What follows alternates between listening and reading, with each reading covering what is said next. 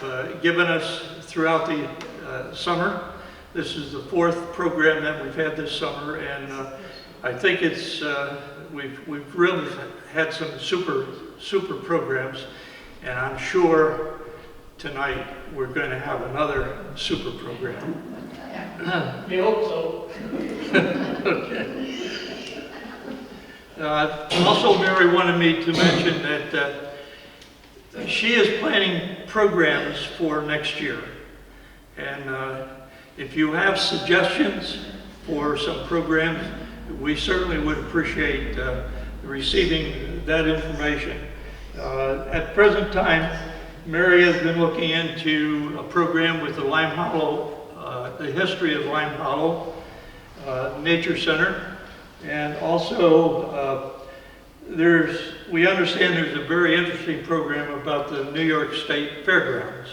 So those are 2 possibilities that Mary is looking into, and another one which we had mentioned, my wife and I went to see a program concerning the little white church on the green in Homer. And that church has such a tremendous history. And if you have ever seen the inside of it, I've never been there, but I've seen pictures of the inside. It's just a gorgeous, gorgeous building, and it has a lot of history, and I think we would enjoy it very, very much.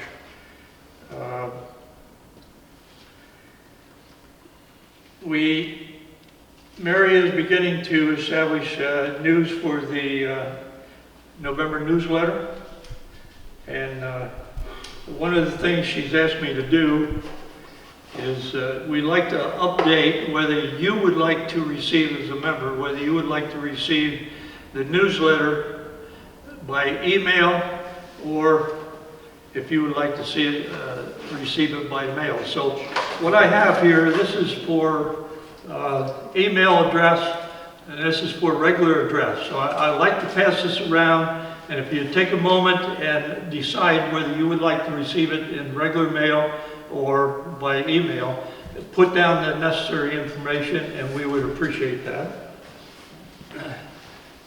Thank you very much.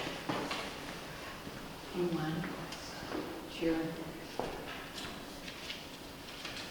Again, I remind you also that we appreciate your attendance, and we appreciate if you would renew your membership during the year. I think probably the last newsletter will have the information for membership for the next year. And I'm sure the officers will work very hard trying to gather and schedule some really great programs for us.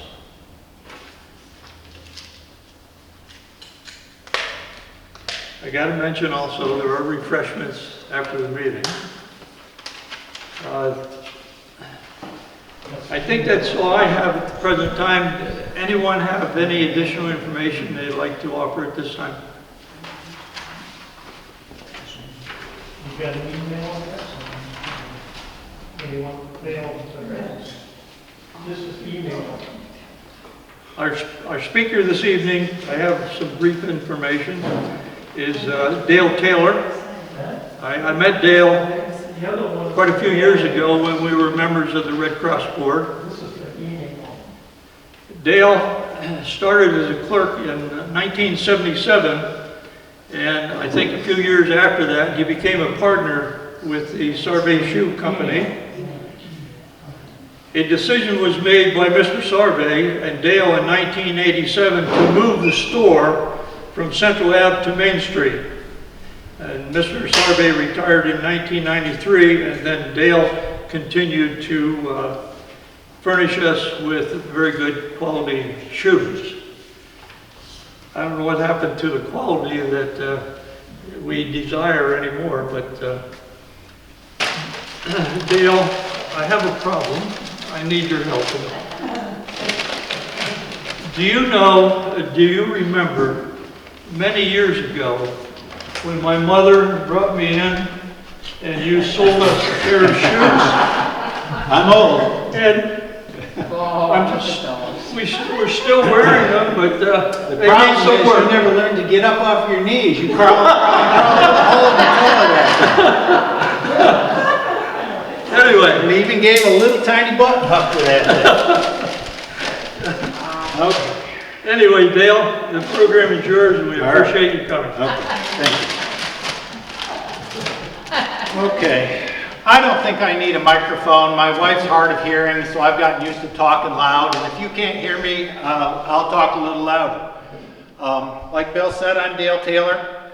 I got here tonight, I think, because Beth McCrae asked me to come to speak to the Cincinnati Historical Society last fall. We got snowed out a couple of times over there, and so it didn't happen until this spring.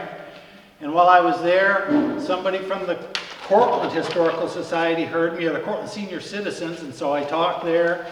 And I think what people have found out is that I can sling bullshit for at least a half an hour. So if they need somebody to fill a half an hour, here I am. So I'm here to talk about Sarvay Shoe Store. And I guess we will begin at the beginning. I'm an old soul, people tell me, and so I don't have a PowerPoint or any of that kind of stuff. I have notes, and I'll refer to them as little as I can, but I do need to do it because I don't remember everything. So we'll go back to 1893. That's when Sarvay Shoe Store became Sarvay Shoe Store. It was an existing shoe store at the time, but Jim Sarvay's grandfather, Merton Sarvay, the first Merton Sarvay, was a traveling leather salesman. He worked for a tannery that was down in Tamaqua, Pennsylvania. Dottie told me that. And he called on a cobbler that worked at this shoe store that was on Railroad Street at the time. Central Avenue was not called Central Avenue, it was called Railroad Street. And so he came to this store to sell this fella supplies to fix shoes. And he found out that the store was for sale, and he decided he'd had enough of traveling on the road. And so he decided he would buy that store and renamed it Sarvay's. And I can't blame him for that. I didn't want to change the name once I bought it, because people knew who Sarvay's was, and I was going to change it to Taylor. So I liked the name of Sarvay's. It was in stained glass light, so that was good too. Plus, I had all these shirts with the name on it, would have changed it all.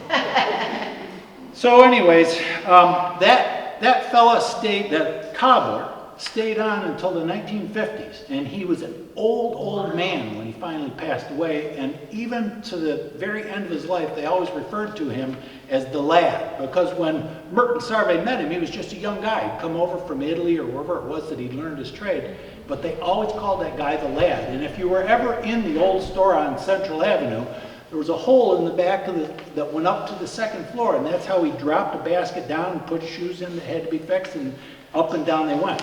So people never really saw him. He was just upstairs. Okay, so anyways, Merton Sarvay had a son named John. John spent some time in World War I. He joined the store in the 1920s. When we closed in 2014, I was cleaning up all sorts of stuff. Over the course of all of that time, we had accumulated bins and boxes and all sorts of bookcases full of stuff. And some of those things were letters that John had written to his dad about plans that he had for changing the front of the store, putting the stained glass on. All of that stuff was John's idea that he was thinking of when he was in World War I in Europe. Merton, the grandfather, passed away in 1936, and then John took over. Obviously, I never knew John. He died in 1972, but I'm told that he was quite a character, that when he was waiting on you, he would sing you a little song about why you should buy these shoes, and if you didn't buy them, he'd dance a little jig about why you should buy shoes from him, and they'd make you jump up and down. And the other thing that he liked to do, besides sing and dance, was smoke cigars. I have a picture of him at home, actually, of him smoking a cigar. And at the old shoe store on Central Avenue, there were rows and rows and rows of shelves that were only about that far apart, and he would put cigars in there when he was waiting on customers who didn't like him to smoke. Well, one night he forgot a cigar and overnight, all the fronts of the women's shoe boxes burned off. They found them the next morning, so they had a big fire sale. with all these shoe boxes burned up. I don't know that he did that ever again. They probably gave him hell for that. Now, somebody tonight already has mentioned Wiltsie's, how you could walk from the back of Wiltsie's store. The reason that that door came into existence was that, first of all, Wiltsie's didn't sell shoes. They sold all kinds of women's clothing and stuff, but they didn't sell shoes. And John and George were good friends. And John didn't want to have to walk all the way around the block to get into Wiltsie's. He wanted to have lunch with George, and so the two of them decided, let's cut a hole through the brick wall and put a door in there. And it worked out well for both businesses, obviously, and it worked out well for their friendship. And I remember having to close that door up every night when we were there on Central Avenue. Like I said, John died in 1970. He was on his way to work, actually. He worked every day until he died. He was supposed to be at work and he hadn't shown up, and the other employees thought, that's odd, he's usually on time or early. So they sent Paul Mazzone, who used to work at HSBC Bank there. He was a high school kid at the time. Paul, go up and find where John is. And when he opened the door, there lay John dead at the bottom of the stairs. All dressed, ready to go to work, but there he was. I did know a fellow named Harold Harvey, and for you longtime folks who were customers, Harold was a great guy. He started when he was 18 years old, right? It was the first job he got out of high school, and he worked there until 1975 when he was 75 years old. So he worked for however many years that is, like 57 years. He used to come in, he had retired in 1975, but he came into the store every day without fail. He'd have coffee with a couple of his buddies up at the community, come into the store every day just to check the pipes, he'd say. Our bathroom was downstairs on Central Avenue, so he'd go downstairs to use the bathroom. But every day he showed up until he passed away. And he was a great guy. For anybody who knew him, he was a great guy. John's son Jim, who you all know, I'm assuming, spent some time in World War II in Europe. He was a trumpeter, a bugle boy in Europe, so he never really saw heavy action, but he did go to World War II. Then he went to Syracuse University as a business major after he graduated from Syracuse. He spent some time as a pharmaceutical salesman for Letterly Laboratories, so he worked down the southern tier. And then he worked for a company called Standard & Poor's that does financial accounting for people out on the West Coast. But in the 1950s, he decided he'd had enough traveling, like his grandfather, so he came back. And he met Dottie Atwater, who was a kindergarten teacher at the campus school up at SUNY. And married her shortly thereafter. They have 5 kids, 3 sons and 2 daughters. I worked with, 3 daughters and 2 sons. I'm old. I worked with both boys, and I worked with one of the daughters, but none of those kids wanted to be the 4th generation. They had bigger and better things to do. Oddly enough, one of them went on to work for Nike and became a really, really high up in their finance department. He's just retired from Nike not too long ago, last summer. So Jim took over as the president after his father died, and he oversaw all kinds of upgrades to the shoe store in 1973. They put in new carpet, they redid the chairs and the front of the store. Again, that was before I came. I got there in 1977, so that's where I come in, 1977. I had gone to school at TC3. I had gone to school at Cornell for a semester.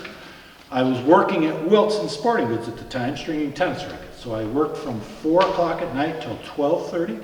And went to bed, went home, tried to get to class at 8 o'clock in the morning, and I could do that at TC3. At Cornell, you can't do that. So I lasted a semester, and then I was out. So I decided that I'd stay at Wilson's for a while. I was making pretty good money there, stringing tennis rackets. And one day they got a whole bunch of, they were stainless steel tennis rackets. There was a guy named Jimmy Connors at the time who was a tennis star, and his tennis rackets sold for about $55 a piece. And so for me to put strings in one, I got paid 93 cents. And you could make 75 of them a night if you were good. So that was pretty good money in 1977, 76, 77. But all of a sudden they got all these stainless steel tennis rackets back that had rusted. Not good. They weren't supposed to ever rust. So we had to cut out all the strings that we'd put in, take them all apart, polish off all the rust, and all of a sudden the night shift got gone. And instead of making steel tennis rackets, stainless steel tennis rackets that you got paid 93 cents for, I was making aluminum tennis rackets that you got paid 35 cents for. And I had to get up at 6:30 in the morning to be on time to work at 7 o'clock. I didn't like that. So I said, I can make this kind of money any place, and I'm going to go look for a job. So in August of 1977, I answered an ad in the paper for Rainbow vacuum cleaners. I don't know if anybody remembers Rainbow vacuum cleaners. And the interview took place on Central Avenue, across the street from where the parking lot for the county office building is now, and I was early for my interview. I had some time to kill. So I walked up Central Avenue. I walked up to Main Street, and I applied at Bowker's, and I applied at Vans, and I can't remember, I might have applied at Wilsey's. And on my way back down Central Avenue, I stopped at Sarvay's, and I said, I'm looking for a job. I pumped the gas, and I had made tennis rackets, but, you know, I'd worked at McMahon's Easy Acres. They were my neighbors around Route 41 when I was growing up, and so, like I said before, I was good at slinging bullshit. And so Jim said, well, I think you're a good candidate, but I've just hired somebody. So thanks, but no thanks. I hope you find a job. Out the door I walked. 2 weeks later, he called me up and said, that guy quit.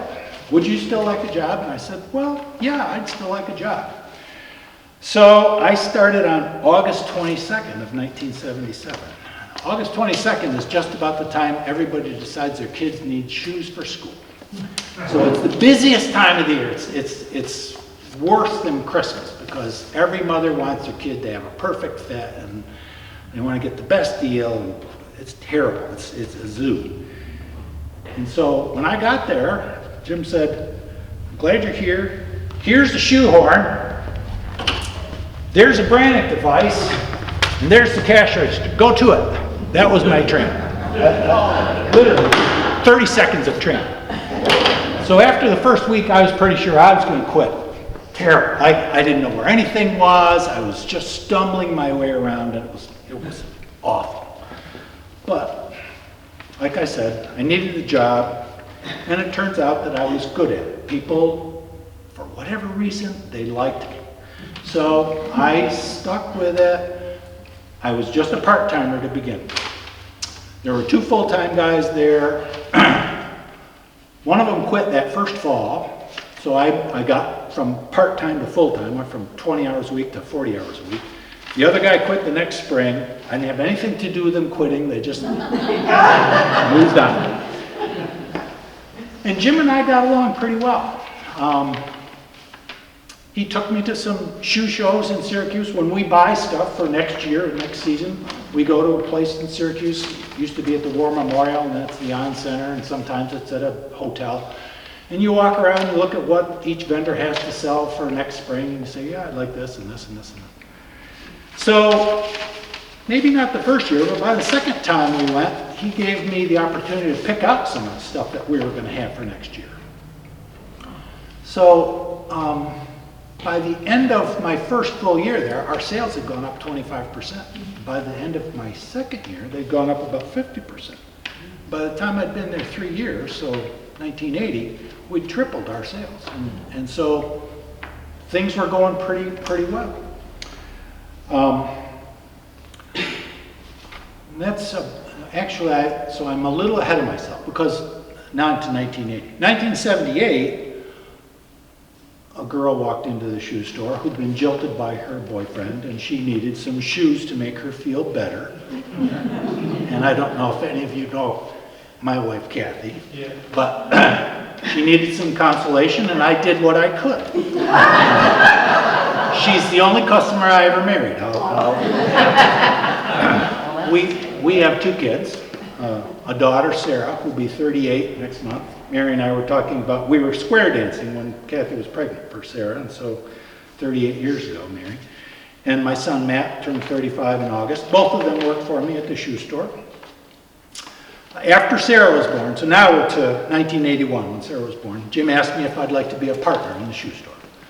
And at the time, that 1981, think back, That was a great opportunity. Smith Corona still had 5,000 people working for them. Walmart was a dinky little store in Benton, Arkansas nobody'd heard of. And Al Gore hadn't invented the internet yet. Ask him. So I bought 2 shares in 1981, where it was a privately held company. There were shares of stock. So I bought 2 shares out of the 250. The next year I bought 4. It took me 12 years to buy the 250 shares, but by 1993 I'd bought them all. We moved to Main Street, as Bill said, in August of 1987. That was a good move for us, a really good move. Central Ave, the sun never shines on Central Ave. I can vouch for you that the sun never gets down that little corridor. And it's a one-way street, and nobody knows how to parallel park, except for the day that they take the driver's license test. After that, they forget how. And so parking was hard, and Main Street was better. We were more visible. The college kids found us on the first day they were in town, and not that we sold a lot of stuff to college kids, but it was better.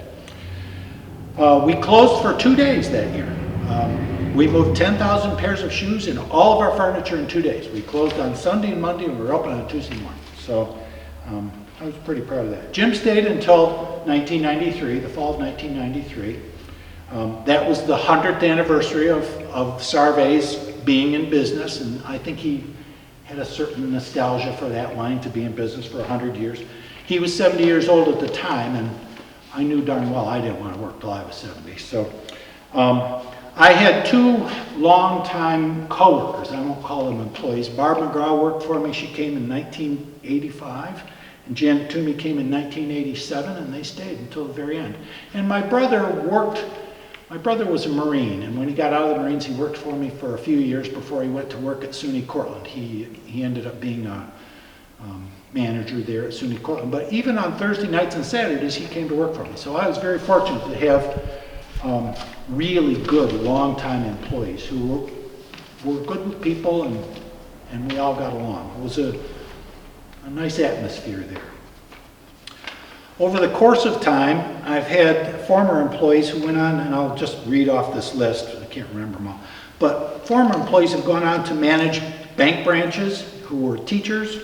I had a fellow who was the East Coast operations manager for the Crown Plaza hotel chain, Broadway actors, investment brokers, police officers, 2 shoe store owners. You may not know that George Bowker got his start at Sarvay Shoes. He worked for Sarvay before he opened his own store. And then there's a fellow named Dick Colgrove who opened a store up in Fulton, a placement director for St. Lawrence University. And so we saw during the course of Sarvay's history lots and lots of change. If you think back to 1893, there weren't any cars in 1893. So we went from horse and buggy to putting people on the moon and driverless cars. Sarvay survived World War I and World War II, the Depression. Shoe rations during World War II, Kennedy assassination, Watergate, hyperinflation in the 1980s. Does anybody remember when you got 20% interest on your CDs in 1980? Yeah. Or that you paid 20% interest when you bought a new car in 1980? Also saw the demise of Brockway, Smith Corona, Durkee's Bakery, Brewer Titchener's, Rubbermaid, Buckby Mears, and any number of businesses on Main Street. Think about all the businesses that used to be on Main Street. Leonard's, Rose Company, Jones Jewelry, Bowker's, Nordic Sports. I could go on and on and on. Think about what Main Street used to be even 20 years ago.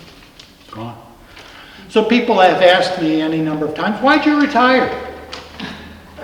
37 years is a long time to do anything. 37 years is a long time. There are other factors, though. The rise of the internet certainly is one of them. My daughter is as bad as anybody. She'll buy 5 pairs of shoes at a time on the internet and send back 4 of them, or maybe she'll send them all back. I still believe that the best way to buy shoes, put your feet in them.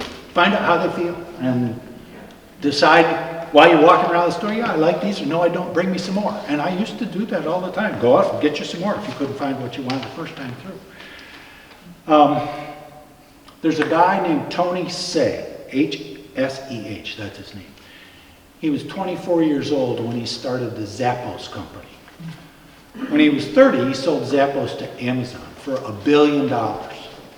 I figured that I would have to work 2,500 years for me to make $1 billion. So that was, again, another little push that, Dale, you've been in this for long enough, time to go.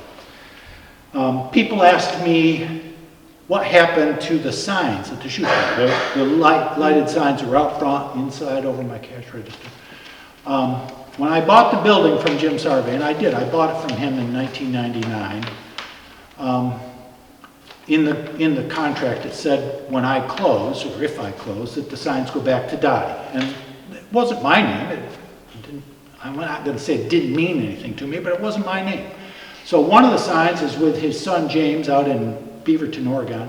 The other sign is with his daughter Martha down in Washington, D.C. Oh, nice. And then I had a vertical sign out front that Elizabeth's got that, and I think she's in Connecticut now. She was in Phoenix, Arizona. People have asked me what happened to the white cats. The white cats live at a place called Tioga Lumber Company down in Berkshire on Route, I don't know if it's 34 or 38 that goes out of Dryden. My wife is a kindergarten teacher, and she had an aide whose husband owns that business. And he sells timber lumber all over the world. He used to work for Gutchess, and so he had some of those connections.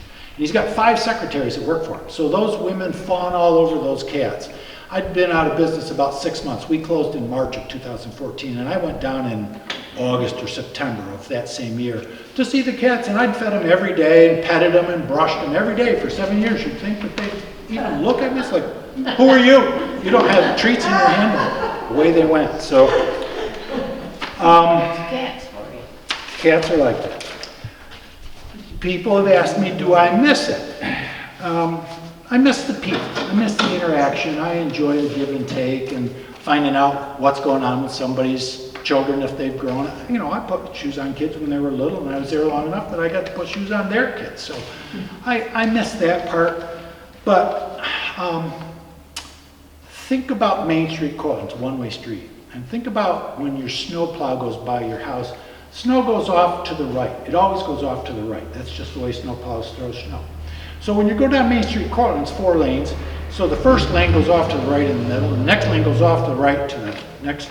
By the time they get to my side of the street, I've got 4 lanes of snow built up on my sidewalk, and then the city wants me to open up so I can give them my sales tax dollars. It's like, how am I supposed to get in there? So they used to take pictures of me in the Cortland Standard, shoveling snow into my pickup truck so that I could open up in the morning. I'd be there at 6:30 in the morning to get into the store. So I don't miss that. I don't miss the fluctuations in business. You never know what from one year to the next. Is it going to be a warm early spring? Is it going to be a cold early winter? So you're taking a gamble. So some years you buy a whole bunch of really nice winter boots. One year it didn't snow till January 19th. By the time January 19th rolls around, people say, wow, the days are getting longer, and spring's almost here. I don't need those winter boots, Mr. Taylor. You can keep them. And I got to pay for them just the same. So you're stuck. You need that money to buy next spring stuff. You're always trying to buy next year's stock. And so I don't miss that part. And the other thing, a small business can be intimate with people. You can take the time to make sure that if you've got a bunion or a hammer toe or your heel slips up and down, I can make those shoes fit just right. But I'm a small business. I can afford to take the time to do that. The big companies don't want to deal with a small business. When I started with Nike in 1979, they were selling $66 million worth of stuff. That's a lot of stuff. $66 million is a lot of money. By the time I retired in 2014, they were selling $15 billion worth of stuff. Wow. So I don't know how much of a growth factor that is, but it's huge. When I started with them, the guy would bring his stuff in and he'd say, what would you like to buy? And I'd say, well, I like this, and I like this, and I like this, and I like that. Okay, fine, write them up. When I ended, they'd come in and say, here's what you can buy. And I'd say, but I want those. Oh no, those are for dicks. And those are for athlete's foot, and you can't have any of those. So the Air Jordans that I bought in 1984, I couldn't have anymore. The Forrest Gump shoes that I bought in 1979, oh, I can't have those anymore. And so that part of the business, that's no fun. When they're telling you what you can buy, I'm paying for it, and they're telling me what I can buy. You wouldn't like it very much if you walked in and said, here's the shoes you can have, Mary, and you can't have those. You'd say, well, I'll see you later. And so I got to that point where I didn't care for that. Were the shoes American made ever? When did they stop being American made and where were they? Well, there were still some shoes that were made in America, but by the time we closed up, probably when I started in 1979, there was still Dexter made up in Maine, Florsheim was still made in, Nettleton was made in Syracuse. Florsheims were made in Chicago, Illinois. We had a company called Freeman that was made in Sheboygan, Wisconsin. But by the time we got done, almost everybody had shifted their production overseas. I don't know that there's still a company that makes things in America other than some really high-end stuff. You probably can find some shoes. I know some of the really high-end Nikes, the Nikes that are $250, $300, they make those at a factory here in the United States. And there's a company called Johnston and Murphy. They make some things in the United States, but again, they're $250, $300. So it wasn't my market. I tried to have better stuff than what you would find at Endicott Johnson, but my price limit, the sales tax on shoes under $110 was just the state sales tax, or excuse me, the county sales tax, 4%. Once you got above $110, $109.95, then it was 8%. So I tried to stay under there if I could, and that's hard to do. At the end, it's hard to do in America. So as much as anything else, I would say it went from being mostly American to mostly overseas. And as bad as that sounds, the quality from some of those things were wonderful. Used to be, if I wanted to send something back, from an American company, I could look at something and say, oh, this stitch isn't right, or this heel is just a little off, or there was always some reason you could find to send something back. From China, you never could. I don't know what they did with the stuff that didn't come out right now, but they didn't ship it to me. It was really, really good stuff. So I'll give you just a few shoe facts, and then I'll talk about some of the stuff I've got on the table here. One of the hardest things I ever had to do was to convince a woman that maybe she didn't wear a 6.5 anymore, that she wore a 7. Or that she didn't wear a 7.5, but she should wear an 8. When you look at this Brannock Device, and here's something that's still made in the United States, it's made in Syracuse. The Brannock Device is used all over the world by people who measure feet, and it's made right up the street in Syracuse. But all these little lines here are half sizes. I'll pass this around so you can look at it. They're 1/6 of an inch apart. So if I said to you, I think you should go to a 7, I was asking to change a 1/6 of an inch, and you would have thought I was asking somebody to jump off the Empire State Building. I've never worn a 7. I can't possibly wear a 7. It's like, well, okay, you're going to get ingrown toenails and hammer toes and bunions then. I don't, I'm not trying to hurt you. I'm trying to help you feel better. But boy, that was terrible. Over a 1/6 of an inch. You just stand up to do those. Well, you can stand up to do that, Mary. But when you stand up, think about it. When you stand up, all the weight of your body goes on this little part of your arch, and it flattens out some. And so I can measure it either way. I can measure it whether you're standing up or I can measure it sitting down. But the number is going to be different. When you stand up, your foot flattens out. No getting around it. Your arch is made of flexible connective tissue. And that's the other thing that happens over the course of time. When I started work at Sarvay's in 1977, I wore a 10.5. Is one foot bigger than the other anyway? Almost always you've got one foot that's different than the other. It's wider, it could be longer, it could be thicker. You could have a hammer toe on one foot, you could have a bunion. The number of people who have 2 perfectly exact feet are probably 1 in 10,000. They're not very many. Wow. Most people have some sort of an aberration, which was good for me because shoes come perfect. When they come out of the box, they're both exactly the same. And nobody's going to fit a perfect pair of shoes because people aren't like that. So I would take my little hammer and my stretcher on my ball and ring, and I would make a pocket for a bunion, or I'd make a pocket for a hammer toe, and all of a sudden those shoes that didn't feel just quite right felt great, and out the door they went. So the other thing that people didn't always understand, my shoes were always more expensive than the guy down the street, than Endicott Johnson, for instance, or the shoe department. Because there's different terminologies. A lot of places like to say genuine leather. What's genuine leather? Well, it means it came off of an animal. But genuine leather can come off of any number of things. It can come off of a cow, it can come off of a goat, it can come off of a deer, it can come off of an elephant or an ostrich. And off of a cow, they get leather from all different kinds of places. They get leather off of their back, which is the best part of the hide. They can get leather off of the belly of an animal, which is the worst part of the hide, because their guts stretch that stuff out and it won't hold its shape. So if you get a shoe that's made out of belly leather, you ain't gonna have those very long. And you can take leather and peel it apart, and so now you have what they call split leather, which is smooth on one side and suede on the other, or you have suede, which is suede on both sides. And suede feels nice and looks nice when it's new, but it doesn't stay new very long. And so that term genuine leather, that always drove me a little crazy. But people said, I can go down the street and get genuine leather shoes. Okay, go ahead. A couple of interesting facts. Again, just shoe facts that I pulled up. The ruby slippers that Dorothy wore in The Wizard of Oz, they sold at an auction in 2000 for $660,000. I would love to have sold that pair of shoes. I retired a long time ago.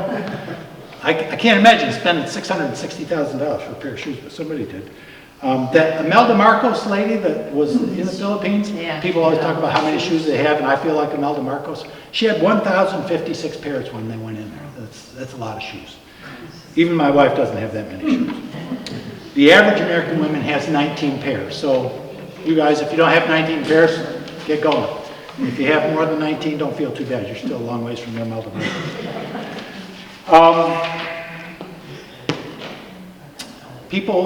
People have asked me, do I have any funny stories to tell about the shoe store? So, a few.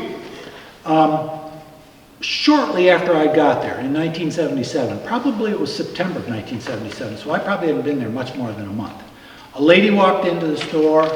She wanted to try on shoes. She told me what size she wore. I went back and got, they used to like to say, put 4 on the floor. That's what Jim Sarvay told me, was put 4 on the floor. So bring 4 pairs of shoes, try them out. Whatever they ask you for, bring 3 others so that they've got a choice. So they can't just say yes or no about one pair, but either or.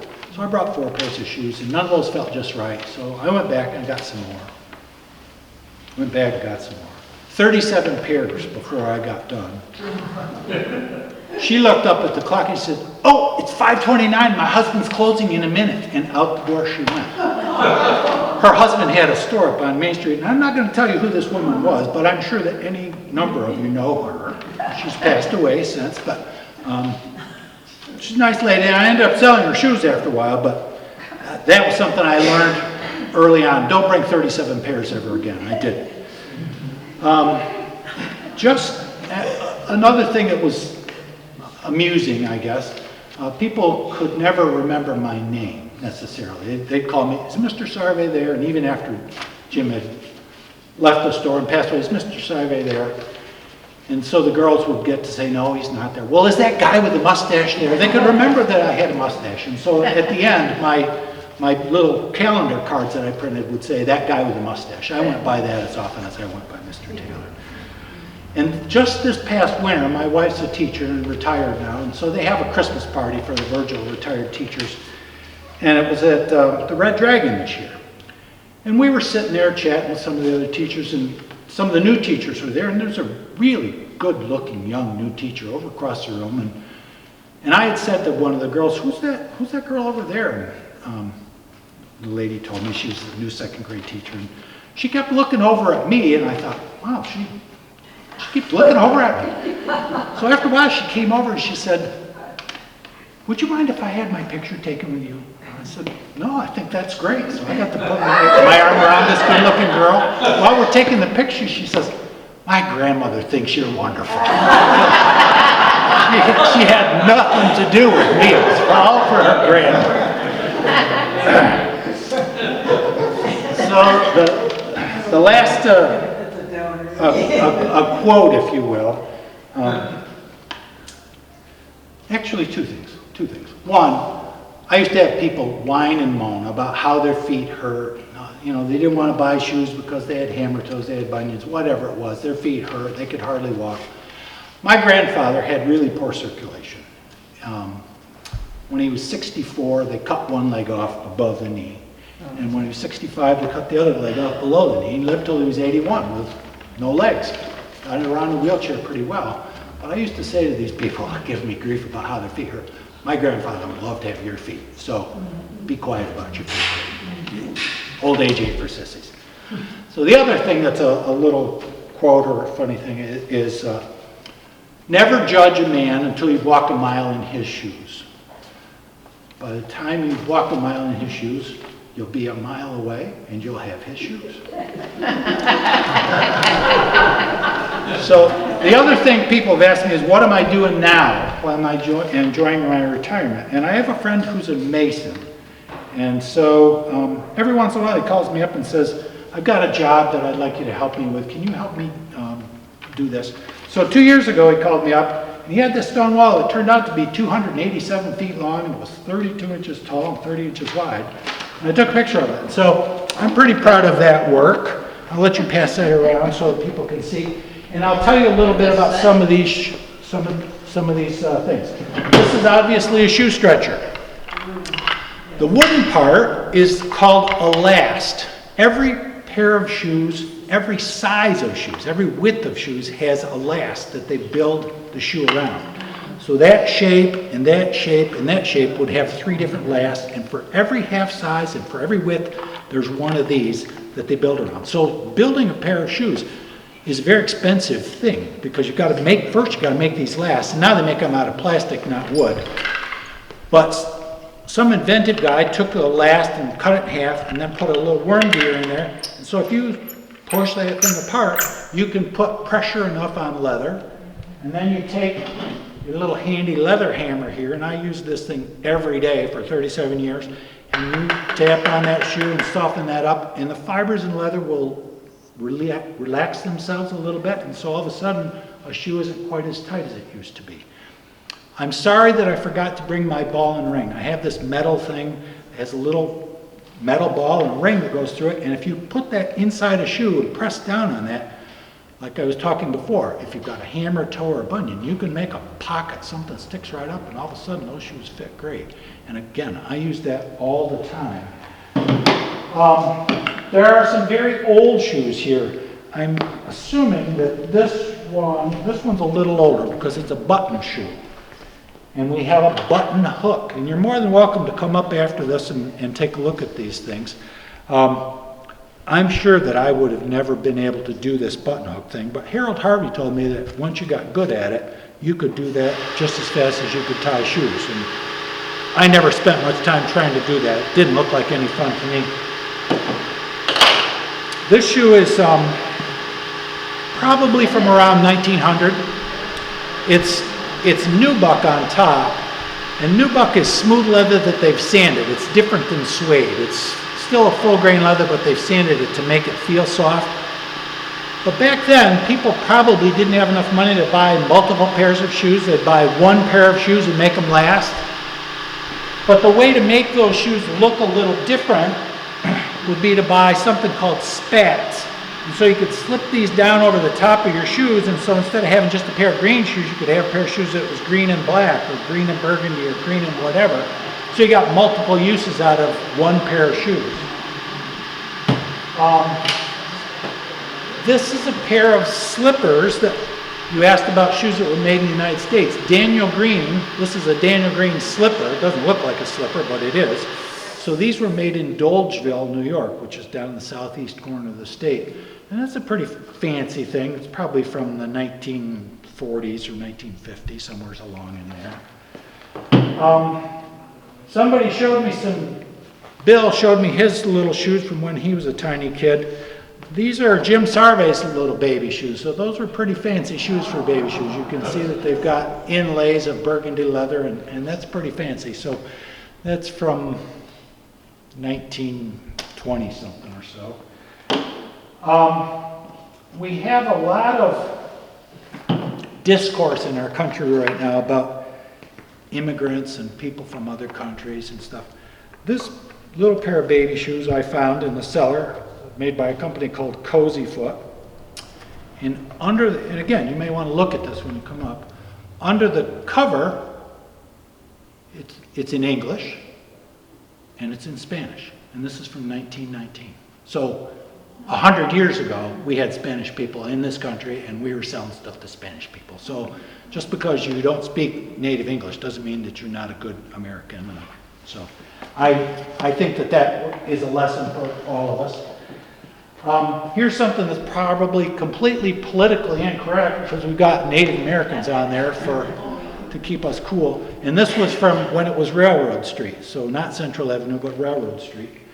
And this fan probably is in some sort of reference to that American Tragedy story where the girl got killed in the canoe. I don't know why they put that on there, but they did. And then the last thing I'll mention tonight is this pair of shoes right here. This pair of shoes kept me in business. In 1997, Jim had been retired for 4 years. Smith Corona had said, we're going to close and move to Mexico. Walmart had come to Cortland. And sales at the shoe store had gone down for the first time in 15 years. And I was at a quandary of what to do. So this pointy pair of shoes, I decided I didn't want to sell pointed shoes anymore. So I took a television ad. I know Dwayne doesn't want to hear this because he was radio all those years. But I took a television ad out that says, if you got a pair of shoes that looks like this in your closet, throw them away and forget you ever bought them and come buy some comfortable shoes for me. Within a month, my sales went up by 25% and they never went down ever again from that day forward. So that pair of shoes, as much as I never wanted to sell any of those again, that pair of shoes kept me in business for the rest of the time that I was there, from 97 to 2014. So, I will take questions, and if you want to give me the bum's rush, you can do that too. Thank you. Yes, dear. It's amazing to me that you picked out ladies' shoes all those years. Well, I bought women's and men's shoes both, and kids. You know, as time went on, it got to the point where Jim let me have control of what was in the store. And once he retired, then I had full control. So from 1993 until 2014, 21 years, everything was... Actually, I relied on the girls that worked for me as well. Barb and Janet both were very astute, and Janet especially knew what people wanted. She was very good at listening to what people were asking her for. And so when we'd go to the shoe show, she'd say, oh, I know Mary wants those, or I know Diane wants those, or Sarah would like these. And so we would buy shoes with certain people in mind, or certain age groups in mind, or teachers, or girls that worked at the bank. We listened to what people wanted. Nurses, yep, you never know. I relied on them as much as anything else to buy, especially women's shoes. Men's shoes I can do, and even them. Janet was good with both genders, so I was very fortunate. I was very fortunate to have those girls stay all that time. I remember I don't know if it was once a year that you had your clothes. Oh yeah, yeah. I mean, I remember when they were $3 a pair. When I came to work in 1977, it was $4.99, and it was a spectacle. We would take all the shoes that hadn't sold in a season and put them. We'd take everything out of the wall that was supposed to be there and put all these shoes that we wanted to get rid of by size. So all the 6s were in one column, and all the 6.5s, and up through to 10s. And they were all the same price, $4.99. And we opened at 8. That was the only morning we'd open early. We opened at 8 o'clock in the morning, and the teachers would come before they'd be to school. And so they'd pull out an armload and slap them on the floor. And for whatever reason, I don't know why, Jim never wanted to give out bags on that day. So we used to have to wrap them up in paper and tie them up with string. And what, it was a zoo. It was just a zoo. And over the course of time, that number went from $4.99 to $5.99. It ended up at $9.99. And at the very end, when we closed the store, kind of in deference to that, the last day in 2014, we had a 1977 sale, because that's when I came to work. And so all the shoes we had on the last day were 1977. So it's kind of a reference back to that. But all in all, it was a good time. Like I said, I miss the people. Actually being in business, I'm pretty happy being retired. Even doing stonework, I enjoy that now. So, anybody else? I would like to say you are very much missed. Well, thank you for that. I Very appreciate much. that. I appreciate that. What do you Thank you. think about two-way Main Street? You know, I would have done that 50 years ago. Morris Noss made that, it was supposed to be a one-year experiment. And then once the 1 year went by, it never went back. I used to hear, just as a business person, I used to hear from people who lived in Ithaca, or people who lived in Dryden, or people who lived on that end of the world, that it was hard to get to Main Street by having to drive around, whichever way they did. The other side of that argument would be, if it was two-way Main Street, in order to get back home, you're going to have to drive around. But I never said that to them. It's like, okay, you're right. I think that that's true. And I remember as a kid, my grandmother lived in Virgil, and so we used to go back home to Homer on Main Street and drive up. So I remember driving up Main Street. I think it would slow traffic down. As a business person, right there on Main Street, just in front of the light at Court Street, when that light changes yellow, that doesn't mean slow down. That means go from 35 to 50 as fast as you can get through the light, so you can stop at the other end of Main Street at the next red light. But people never slowed down when it went yellow. They always hit the gas. And so I would definitely go to two-way Main Street if it was my choice. If they go to two-way Main Street, maybe you can correct me if this is not true. If they go to two-way Main Street, they have to take out all those bump outs that are on every Well, corner. They're gonna do And that the anyway. bump outs are there, so when the walk light comes on, they can walk across from one bump out to the other. Now, if they take them off Yeah. and make two-way traffic, people are gonna say, I'm I not, have to sit here in my car and wait for all those people to cross the street. I'm not so sure. Since I left downtown, I really haven't gotten in the mix.